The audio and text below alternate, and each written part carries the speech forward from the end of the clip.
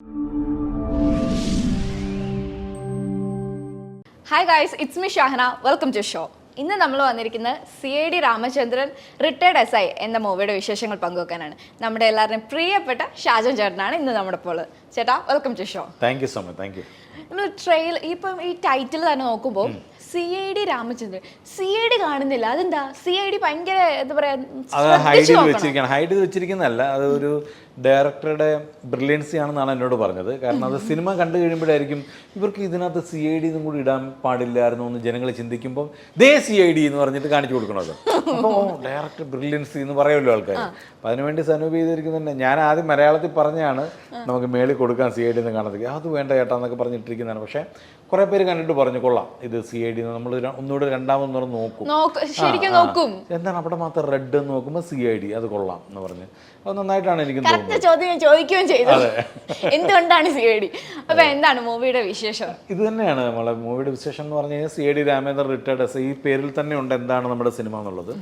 ഇദ്ദേഹം രാമചന്ദ്രൻ എന്ന് പറയുന്ന ആളൊരു 33 വർഷം പോലീസ് ഡിപ്പാർട്ട്മെൻറ്റിൽ ജോലി ചെയ്തതിന് ശേഷം റിട്ടയർ ചെയ്യുന്നു. പക്ഷേ റിട്ടയർ ചെയ്തതിന് ശേഷം ഇത്രയും വർഷം ഒരു സ്ഥലത്ത് തൻ്റെ ഫാമിലിക്ക് ഒപ്പം സ്പെൻഡ് ചെയ്യുന്നതിനെ കഴിഞ്ഞ് കൂടുതൽ സമയം സ്പെൻഡ് ചെയ്തൊരു സ്ഥലമാണ് പോലീസ് സ്റ്റേഷനും ഇദ്ദേഹത്തിൻ്റെ കൂടെ ജോലി ചെയ്ത പോലീസുകാരും പ്രതികളും കോടതിയും എല്ലാം. പക്ഷെ അതിൽ നിന്നൊക്കെ മാറിയിട്ട് ഇദ്ദേഹം പെട്ടെന്നൊരു ദിവസം അവിടെ ആരും അല്ലാതാകുന്നു. അങ്ങനെ ഉണ്ടാകുന്നൊരു ട്രോമയിൽ നിന്നാണ് ഇദ്ദേഹം ഒരു പ്രൈവറ്റ് ഡിറ്റക്റ്റീവ് ഏജൻസി തുടങ്ങാമെന്നുള്ളത്. ഇദ്ദേഹത്തിൻ്റെ സുഹൃത്തായിട്ടുള്ള നമ്മുടെ ബൈചേട്ടൻ അവതരിപ്പിക്കുന്ന ഒരു അഡ്വക്കേറ്റിൻ്റെ ക്യാരക്ടറുണ്ട്. അദ്ദേഹം പറഞ്ഞിട്ടൊരു ഡിറ്റക്റ്റീവ് ഏജൻസി തുടങ്ങുന്നതും അങ്ങനെ ഇദ്ദേഹത്തിലേക്ക് വരുന്ന 1-2 കേസുകൾ ഇദ്ദേഹം വളരെ ബ്രില്യൻ്റ് ആയിട്ട് അത് തെളിയിക്കുന്നതുമാണ് നമ്മുടെ സിനിമ പറയുന്ന മെയിൻ. റിട്ടയർമെൻറ്റ് ശേഷം കാര്യം അറിയാലോ, നമ്മൾ ഈ പറയുന്നത് പോലെ അതുവരെ ഒരു SI എന്ന് പറഞ്ഞു കഴിഞ്ഞാൽ ഒരു പോലീസ് സ്റ്റേഷനിലെല്ലാമാണ്. അല്ലെങ്കിലും പണ്ട് മുതലേ ഞാനിതുമായിട്ട് ഒരുപാട് കണക്ട് ആയത് എൻ്റെ ചാച്ചൻ പോലീസിലായിരുന്നു. അതുകൊണ്ട് തന്നെ ചാച്ചൻ്റെ ആ ഒരു ഇമോഷനൊക്കെ ഞാൻ വളരെ അടുത്ത് നിന്ന് കണ്ടിട്ടുള്ള ഒരാളാണ്. റിട്ടയർമെൻറ്റിന് ശേഷം എന്ത് ചെയ്യണമെന്ന് അറിയാതെ 1-2 ദിവസം ചാച്ചൻ വെറുതെ വീട്ടിൽ ഇരുന്നതും പയ്യെ മുറുക്കാൻ എന്നുള്ളൊരു പരിപാടി തുടങ്ങിയതും. അപ്പം അതായത് പ്രായമായി, ഇനി വേറെ ഓപ്ഷൻസ് ഒന്നും ഇല്ല നമ്മുടെ ലൈഫിൽ. ജോലി ചെയ്ത് കഴിഞ്ഞു, ഇനിയിപ്പോൾ വീട്ടിൽ ഇരിക്കുക, മരുന്ന് കഴിക്കുക, ഇനിയിപ്പോൾ അടുത്ത നമ്മൾ മരിച്ചു പോകാം, ഇങ്ങനെയൊക്കെ ഉള്ളൊരു ഇമോഷനിലോട്ട് ചാച്ചൻ മാറുന്നത് ഞാൻ കണ്ടിട്ടുണ്ട്.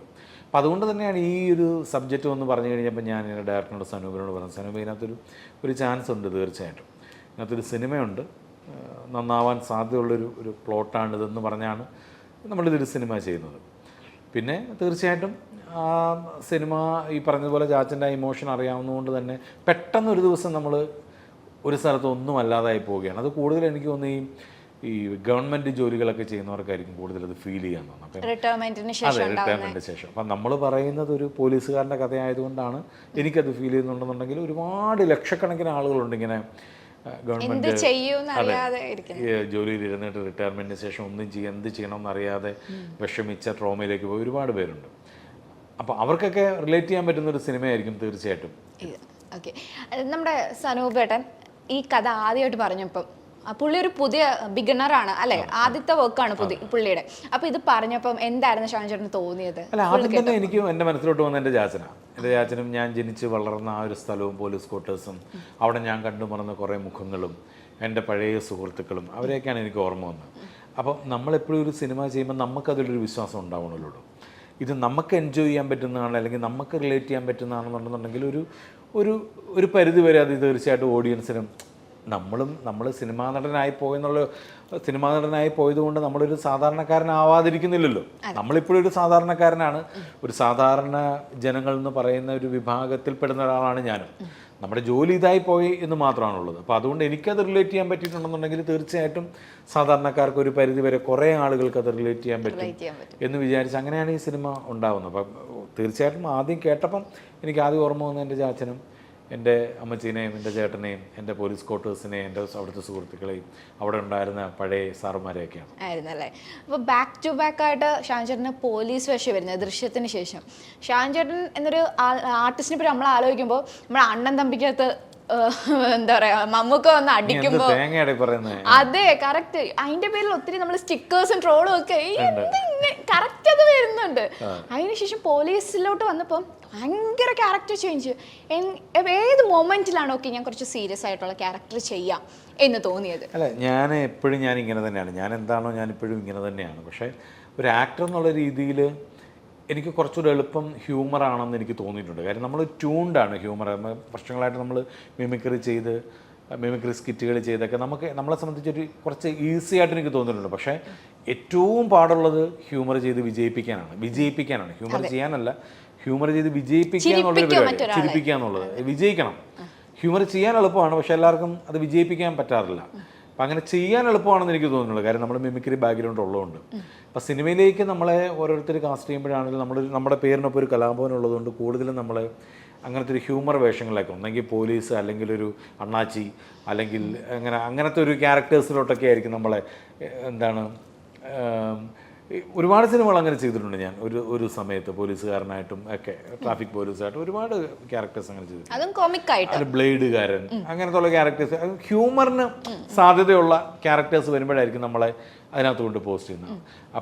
പക്ഷെ ആ സമയത്തൊക്കെ എൻ്റെ ഉള്ളിൽ ഇതുപോലുള്ള സീരിയസ് ക്യാരക്ടേഴ്സ്, കാരണം നമ്മൾ സ്ഥിരം ചെയ്തുകൊണ്ടിരിക്കുന്നതിനകത്ത് നിന്ന് മാറി ചെയ്യുമ്പോൾ നമുക്ക് കിട്ടുന്നൊരു കിക്കുണ്ടല്ലോ, അത് എൻജോയ് ചെയ്യാന്നുള്ളതായിരുന്നു എൻ്റെ അതിപ്പോഴും അങ്ങനെ തന്നെയാണ് കേട്ടോ. നമ്മളൊരു 1-2 സിനിമകൾ ഒരു പോലത്തെ ചെയ്ത് കഴിഞ്ഞാൽ നമ്മൾ അത് കഴിഞ്ഞ് 2 വന്നു കഴിഞ്ഞാൽ നമ്മൾ തന്നെ അവരോട് ചോദിക്കും, ഇന്ന സിനിമകളിലൊക്കെ നമ്മളത് ചെയ്താൽ വേണോ, ഞാൻ മറ്റേ ക്യാരക്ടർ ചെയ്യട്ടെ എന്ന് പറഞ്ഞാൽ അങ്ങനെ സ്വിച്ച് ചെയ്ത സിനിമകളൊക്കെ ഉണ്ടായിട്ടുണ്ട്.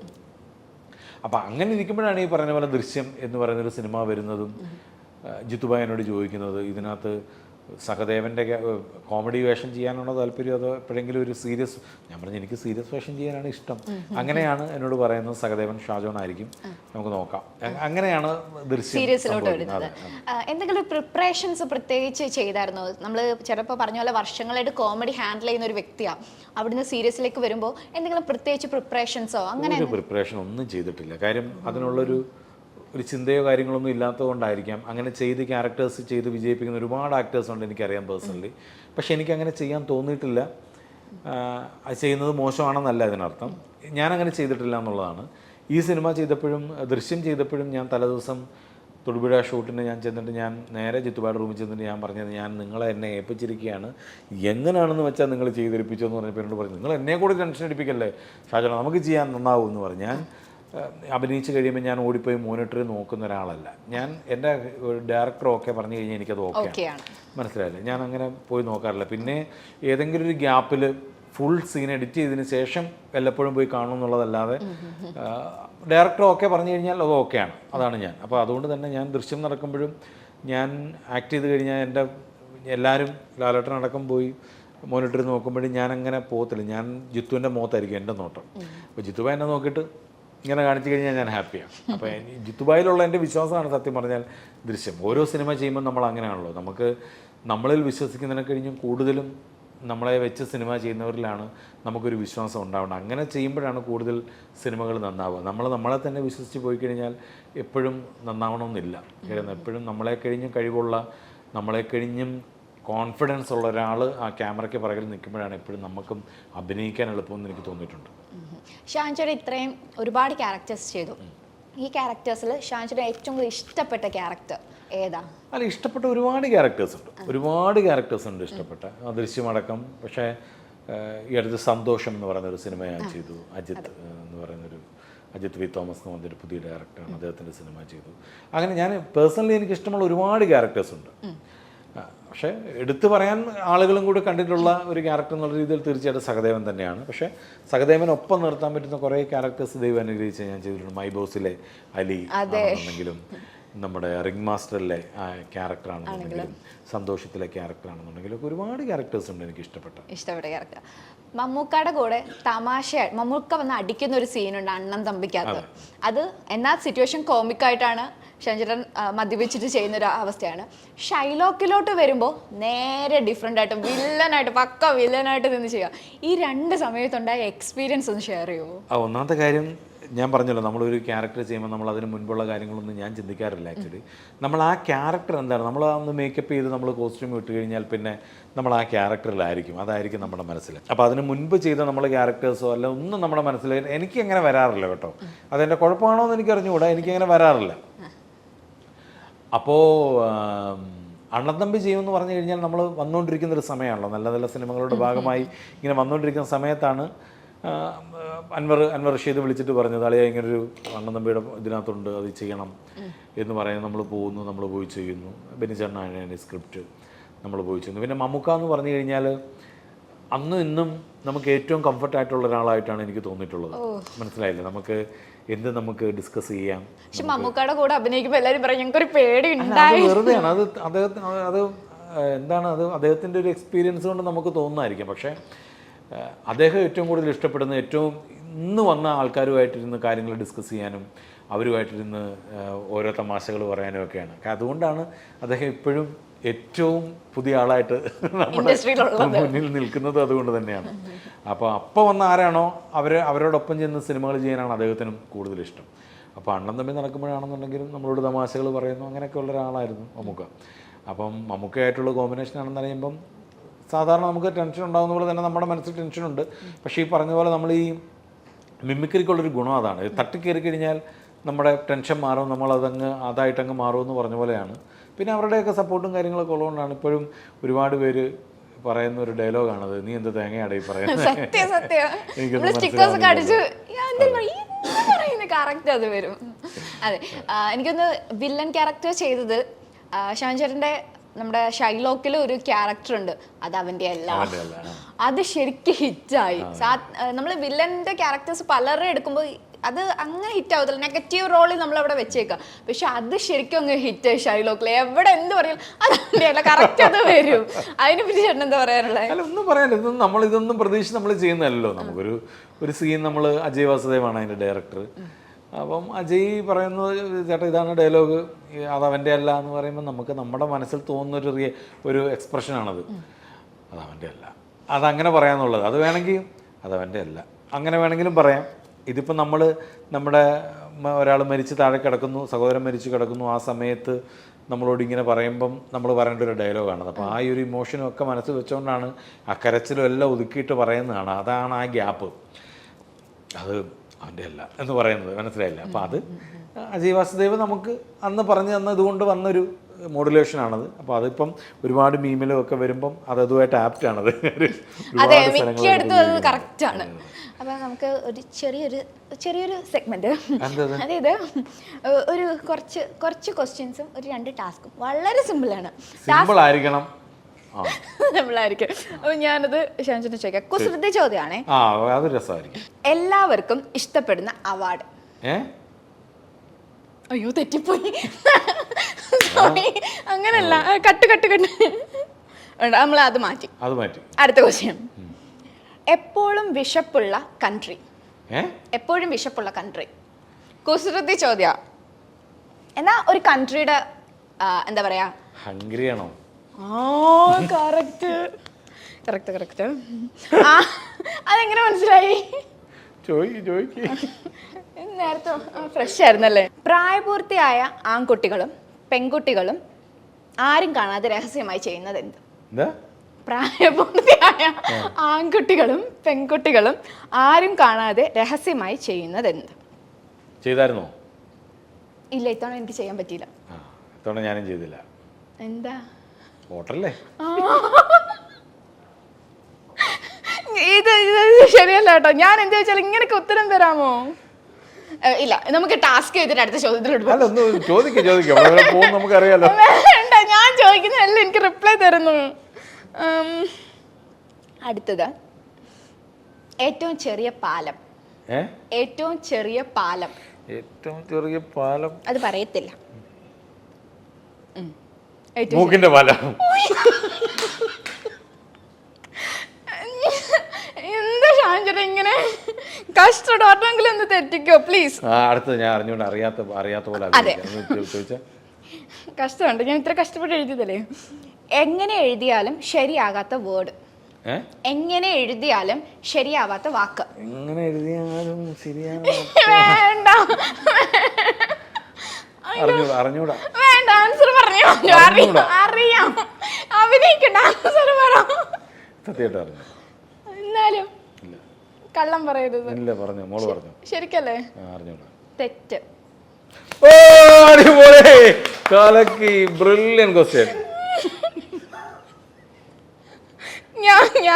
ഞാൻ പോവാ. ആളുകൾ എപ്പോഴും തെന്നി വീഴുന്ന കൺട്രി. ആളുകൾ എപ്പോഴും തെന്നി വീഴുന്ന രാജ്യം.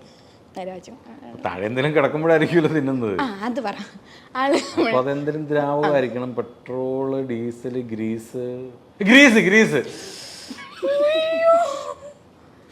നല്ല ബുദ്ധിയുണ്ടല്ലേ, ഭയങ്കര ബുദ്ധിയാ. വേണ്ട ഇനി ഇത്രയൊക്കെ ക്വസ്റ്റ്യൻ ഞാൻ വിചാരിച്ചു. എല്ലാം പുതിയ ചോദ്യങ്ങളായതുകൊണ്ട് നമുക്ക് ഒട്ടും അത് അറിയാൻ പറ്റില്ല. അടുത്തതിന് നമുക്ക് കുറച്ചും കൂടെ ബെറ്റർ ചോദ്യം. ഇതിന്റെ 100 ഡേ സെലിബ്രേഷൻ ഞാൻ ബെറ്റർ ക്വസ്റ്റ്യൻ എടുക്കും. ഒരു സിമ്പിൾ, ഇത് കുസൃതി ചോദ്യമല്ല, അല്ലാതൊരു ചുമ്മാ ഒരു ഫണ്ണി ചോദ്യം ചോദിക്കാം. ഇപ്പം മൂവി ചെയ്തു, കുറേ പൈസ കിട്ടുമെന്ന് ചോദിച്ചോ, ആ പൈസ എന്നാ ചെയ്യുന്നേ? ഒരു മൂവി ചെയ്തു, ഒരു ബിഗ് ബഡ്ജറ്റ്, ഭയങ്കര ബിഗ് ചോദ്യമല്ല അല്ല, അത് ചേട്ടൻ എങ്ങനെ വേണമെങ്കിലും ആൻസർ. മൂവി ചെയ്ത് കുറേ പൈസ കിട്ടുമെന്ന് വിചാരിച്ചോ, വലിയ ഒരു ഹ്യൂജ് എമൗണ്ട് കിട്ടുവാണെങ്കിൽ ആ പൈസ കൊണ്ട് എന്ത് ചെയ്യും? ആ പൈസ കൊണ്ട് എന്ത് ചെയ്യുന്നു? പൈസ കൊണ്ട് എൻജോയ് ചെയ്യും. എൻജോയ് ചെയ്യും, പക്ഷെ വേറെ എന്തെങ്കിലും എൻജോയ്മെന്റ് അല്ലാതെ? എൻജോയ്മെന്റ് അല്ലാതെ ആ പൈസ കൊണ്ട് പിന്നെ എന്താ ചെയ്യാൻ പറ്റുന്നത്? കുസൃതി ചോദ്യമല്ല, കുസൃതി ചോദ്യമല്ല. ഏത് ടൈപ്പ് ആൻസർ ആണ് വേണ്ടെന്ന് അത് ചേട്ടൻ ജെന്യുവൻ ആയിട്ടൊരു ആൻസർ പറഞ്ഞാൽ മതി. ജെന്യുവൻ ആയിട്ട് ഞാൻ ഒരു സിനിമ ചെയ്ത് അതിനകത്തൊരു ഹ്യൂജ് എമൗണ്ട് കിട്ടുകയാണെന്നുണ്ടെങ്കിൽ ഞാൻ അതുകൊണ്ട് മറ്റൊരു സിനിമ ചെയ്യും. ഓക്കെ, തീർച്ചയായിട്ടും. ഓൺ പ്രൊഡക്ഷൻ ഡയറക്ടറും ഒരു ഓൺ പ്രൊഡക്ഷനും ആവും. Oh my God. ഓക്കെ, ഇനി നമുക്ക് അതാണോ പ്രതീക്ഷിച്ചതോ? അതെ, ഞാൻ അങ്ങനെയുള്ള ഇങ്ങനത്തെ ക്വസ്റ്റ്യൻ ആണോ പ്രതീക്ഷിച്ചത്? അതെ, ഇങ്ങനത്തെ ഞാൻ പ്രതീക്ഷിച്ചത്. ഇതെടുക്കാം, എടുത്തിട്ട് ഇതിനകത്ത് എഴുതിയേക്കുന്ന 3 പ്രാവശ്യം പറയാം. അത് 3 പ്രാവശ്യം പറയണം. അതായത് ചെറിയൊരു ടങ് ട്വിസ്റ്റർ പോലെ. ഓക്കെ, ഒരെണ്ണം എടുക്കണോ 2 എടുക്കണോ? എത്ര എടുക്കണം? ഒരെണ്ണം മതി.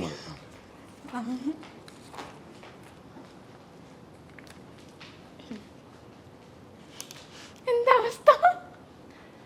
പേര് മണി, പണി മണ്ണു പണി അല്ലേ? ഞാനിതിടയ്ക്ക് ഇത് 3 പ്രാവശ്യം പറഞ്ഞാൽ മതിയോ? പേര് മണി, പണി മണ്ണു പണി. പേര് മണി, പണി മണ്ണു പണി. പേര് മണി, പണി മണ്ണു പണി. 2 കൂടെ തെറ്റൊന്നുമില്ല. 5 പ്രാവശ്യം.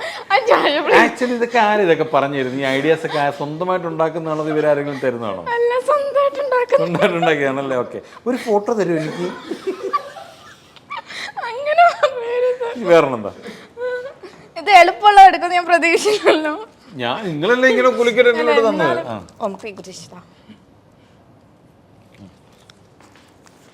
അത് 5 പ്രാവശ്യം പറയണം.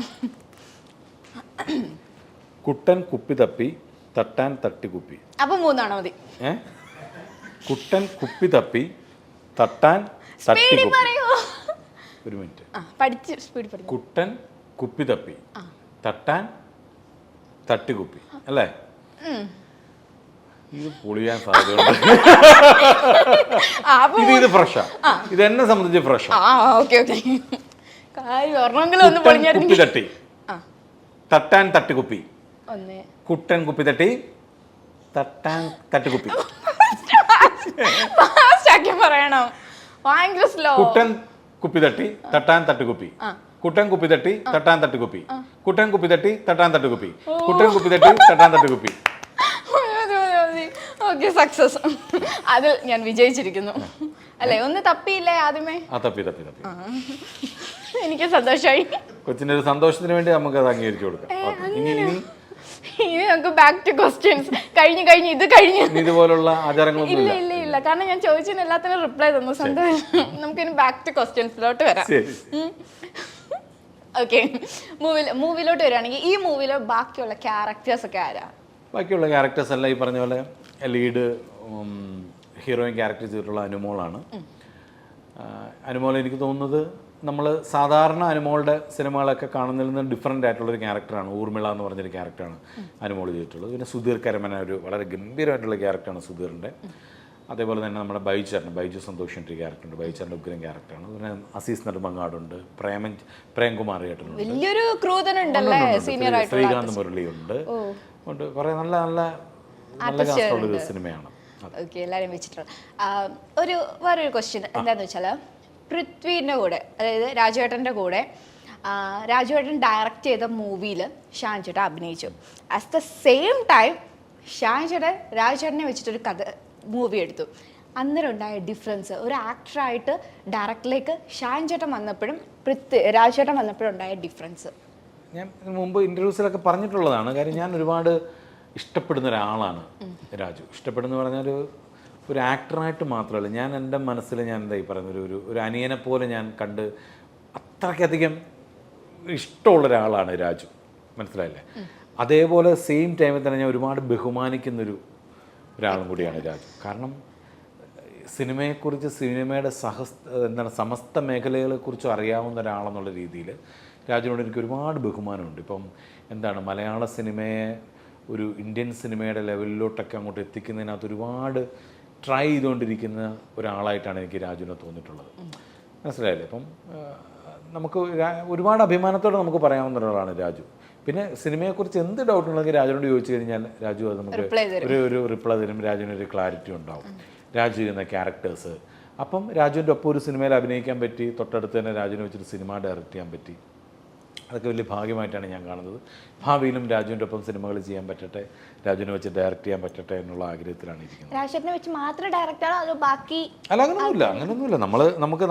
നമ്മളിലോട്ട് വരുന്ന നമ്മളൊരു സിനിമ ചെയ്യുമ്പോൾ നമ്മൾ ചൂസ് ചെയ്യുന്ന ആ ക്യാരക്ടറിന് രാജു ആപ്റ്റ് ആണെന്നുണ്ടെങ്കിൽ തീർച്ചയായിട്ടും ആദ്യം ഞാൻ രാജുവിൻ്റെ അടുത്തേ പോവുള്ളൂ. അത് രാജുവിനാണ് പറ്റുമെന്ന് തോന്നിക്കഴിഞ്ഞാൽ തീർച്ചയായിട്ടും രാജുവിൻ്റെ അടുത്ത് ഞാൻ പോവുള്ളൂ. എന്ന് പറഞ്ഞ് രാജു അത് ചെയ്യണമെന്നില്ല, രാജുവിനും കൂടെ ഓക്കെ ആവണം. അപ്പം അങ്ങനെയുള്ള സിനിമകൾ രാജുവിനെ വെച്ച് ചെയ്യണമെന്നുണ്ട്. മലയാളത്തിൽ ഒരുപാട് പേരെ വെച്ച് സിനിമകൾ ചെയ്യണമെന്ന് ആഗ്രഹമുണ്ട്. അതിനൊക്കെയുള്ള ജോലിയിലൊക്കെയാണ്.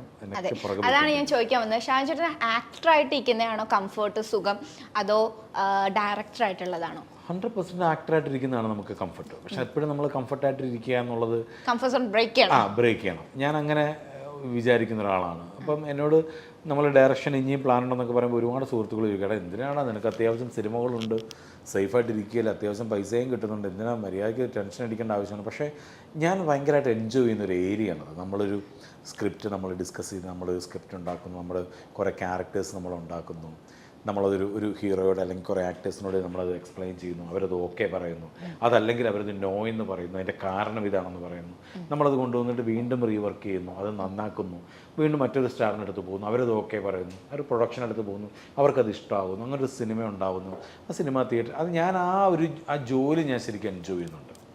അപ്പം ഞാൻ എൻ്റെ കഴിവിൻ്റെ പരമാവധി ഞാൻ അതിനു വേണ്ടി സ്ട്രഗിൾ ചെയ്യുന്നുണ്ട്, ഞാൻ അതിനുവേണ്ടി ഹോംവർക്ക് ചെയ്യുന്നുണ്ട്, ഹാർഡ് വർക്ക് ചെയ്യുന്നുണ്ട്. റിസൾട്ടൊക്കെ ദൈവത്തിൻ്റെ കയ്യിലാണ്. അപ്പോൾ അതുകൊണ്ട് തന്നെ ഒരു ആക്ടർ മാത്രമായിരിക്കാതെ എൻ്റെ കംഫർട്ട് സോണിൻ്റെ പുറത്തേക്ക് വന്ന് ഒരുപാട് കാര്യങ്ങൾ ചെയ്യണമെന്ന് എനിക്ക് ആക്ടർ, ഡയറക്ടർ, മുമ്പ് പറഞ്ഞ പ്രൊഡ്യൂസറും കൂടെ ചെയ്യാൻ പറ്റട്ടെ. ദൈവത്തെ പ്രാർത്ഥിക്കുന്നു, നടക്കട്ടെ. സന്തോഷം. ഫൈനലി നമ്മുടെ ഓഡിയൻസിനോട് ചേട്ടൻ എന്താ പറയാനുള്ളത്? ഫൈനലി എനിക്ക് ഓഡിയൻസിനോടല്ല എനിക്ക് പറയാനുള്ളത്, മോൾ ഇതൊന്ന് പറഞ്ഞേ. അയ്യോ അതായത് കുട്ടൻ കുപ്പി തപ്പി തട്ടാൻ തട്ടിക്കുപ്പി ഒന്ന് പറഞ്ഞു 5 പ്രാവശ്യം. കുട്ടൻ കുപ്പി തപ്പി തട്ടാൻ തട്ടിക്കുപ്പി. കുട്ടൻ കുപ്പി തപ്പി തട്ടാൻ തട്ടിക്കുപ്പി. കുട്ടൻ കുപ്പി തപ്പി തട്ടാൻ തട്ടിക്കുപ്പി.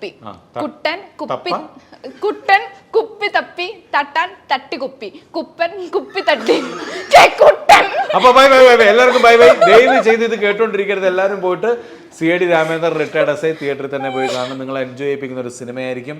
നിങ്ങൾ മുടക്കുന്ന കാശിനും നിങ്ങൾ തരുന്ന സമയത്തിനും തീർച്ചയായിട്ടും ഞങ്ങൾ ഉത്തരവാദികളാണ്. ഒരിക്കലും നിങ്ങൾക്കത് വേണ്ടായിരുന്നു എന്ന് തോന്നില്ല. അതിനുള്ള ഒരു ഉറപ്പുണ്ട്. നല്ല ക്വാളിറ്റിയുള്ള സിനിമയാണ്.